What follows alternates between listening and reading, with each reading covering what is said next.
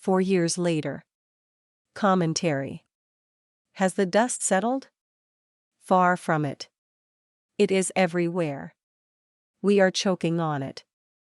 The storm cloud comes in many forms: inflation, learning losses, ill health, high crime, non-functioning government services, broken supply chains, shoddy work, displaced workers, substance abuse, mass loneliness, discredited authority, a growing real estate crisis, censored technology, and overweening state power.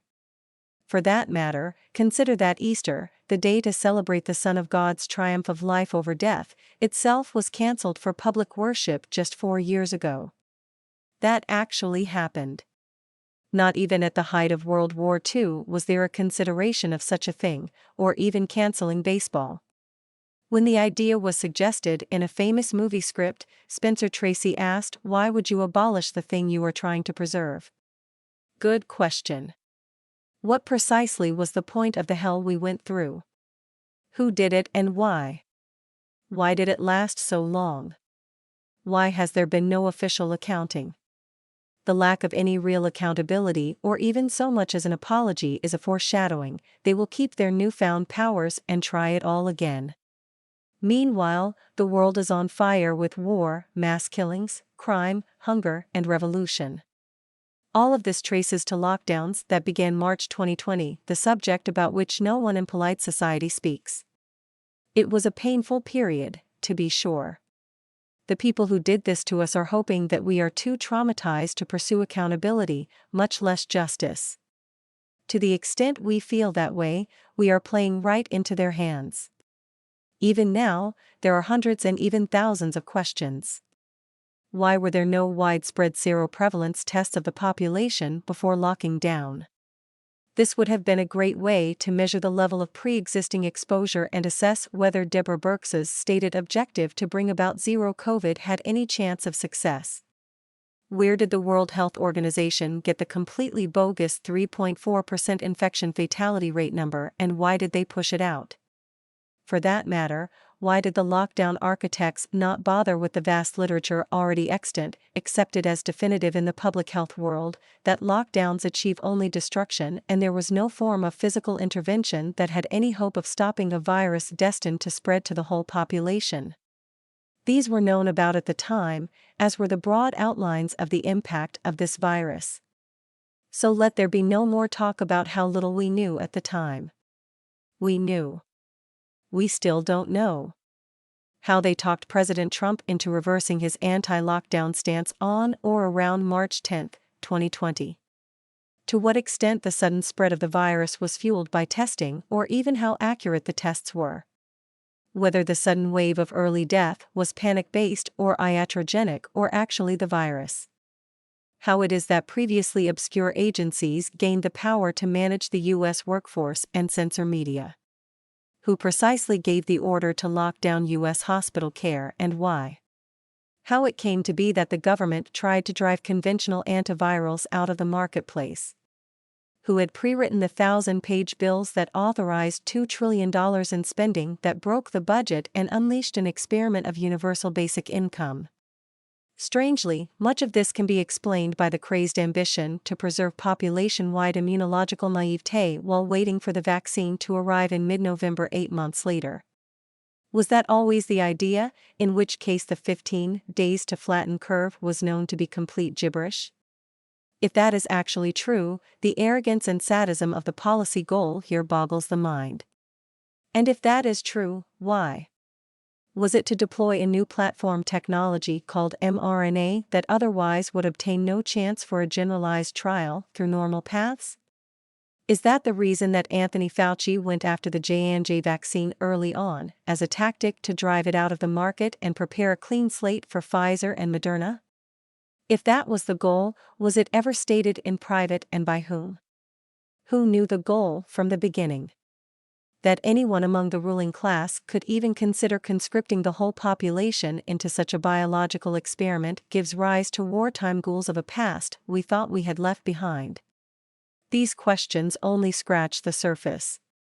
Even after 4 years of researching this topic as part of a very large team that has scoured through 1 million pages of documentation and stories, having written 2 books and many thousands of articles, and being fueled by a burning desire to know, most of us still have no clear answer to the profound question, why and how did this happen to us?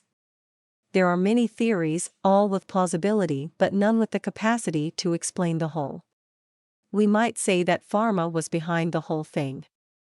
That seems credible. The goal of testing mRNA on the global population explains a lot, especially given the trumped-up emergency situation. But the very notion that hundreds of governments around the world became surreptitiously captured stretches plausibility. We might observe that digital tech manipulated policy to give itself a boost. The first big and viral article on the whole lockdown idea was by Thomas Hamarandas Pueyo, a CEO of an online learning hub that became a huge winner. Streaming platforms benefited, and so did Amazon as a grocery and goods source, as did Uber Eats and DoorDash and others such as Zoom. But are we really supposed to believe that human liberties the world over were wrecked to boost profits of this one industry?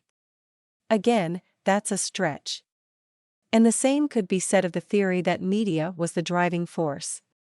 Yes, they won big time, deploying censorship as an industrial tactic against new media startups. But how in the world would they have gained so much power the world over? Then there is the view that the whole monstrous scheme was concocted to drive President Trump out of office by creating chaos and greenlighting mail-in ballots that are difficult if not impossible to check for validity. That seems to check many empirical boxes. No question that there was some major effort to confuse the public as if the presence of the virus was a metaphor for the Trump administration itself that needed to be strangled. There is surely truth here, but how does that account for the hundreds of other governments around the world following the same path? That the response was not just national but global raises real questions. In that context, we might draw attention to the role of the Chinese Communist Party, which first deployed lockdowns amidst theatrically produced videos of people dying in the streets and then leaning on its power over the WHO to recommend lockdowns to the whole planet. There's truth in that theory too. In the deeper realms, we are wise to visit the depths of the RFK Jr. book The Wuhan Cover-Up, which explains the history of the U.S. bioweapons program dating back to the end of World War II. There are secret labs all over the world supported by the United States, including in Wuhan. Their activities and funding are covered by classified restrictions from public access. The purpose of gain-of-function research is not to discover solutions to emerging new pathogens, but to create new pathogens with antidotes that we have and the enemy does not have. Was the release of this one pathogen part of this program? If so, that would explain why the intelligence and security bureaucracies became involved very deeply early on and also explain why so many FOIA requests about every aspect of this come back heavily redacted and why we are having such a hard time getting information in general. Anytime a policy matter touches the realm of national security and intelligence, it is covered by an impenetrable veil of secrecy that no law or court seems to be able to control. This site has often explored this path of inquiry too, with a great deal of evidence supporting it. In this case, we are really talking about a next-level theory, that of a digital age coup by deep state masters against civilian society and democracy itself. You can probably generate another 10 or more compelling theories about the whole episode. Connecting the dots is a full-time job. A wise man mentioned to me recently the astounding fact that we still do not have a full explanation of why and how the Great War came to be. That war ended Old World civilization as we knew it. In some ways, now looking back, it was the beginning of the end of what we might call high civilization and the prospects for peace.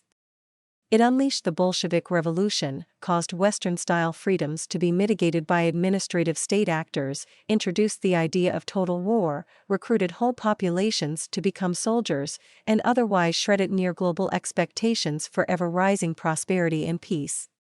And yet, we still don't know fully why or how it happened. Error piled on error and malice on malice.